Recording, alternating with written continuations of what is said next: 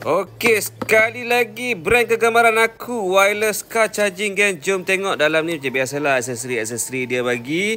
Tapi apa pun aku nak cakap, kali ni memang cantik design dia. Kau tengok, memang padu. Dia fleksibel geng. Yang penting jom kita koyak dulu. Nampak tak design Basis ni memang sangat-sangat padu geng. Yang penting dia ada pelekat ke bawah ni, lepas tu dia fleksibel. Ini lekat dia. Tapi jom aku tunjuk macam mana look dia dekat kereta dan function dia. Aku nak letak kat sini geng. So sapu dulu. Lepas tu kau buka lah pelekat belakang dia geng. Lepas tu kau lekatkan. Memang kalau kau tanya aku sangat-sangat puas hati dengan design dia. Okey, kasih ketat-ketat sikit. Letak charging. Lepas tu kau nampak ring biru lampu memang style. Letak phone terus charge geng. Tak nak buka. Okey, design padu. Beli geng. Alright geng. So siapa-siapa nak Basis Prime Trip ni, CO2 Pro Magnetic Wireless Charging Car Mount. Okey, tekan link kat bawah. Okey, ni barang baik.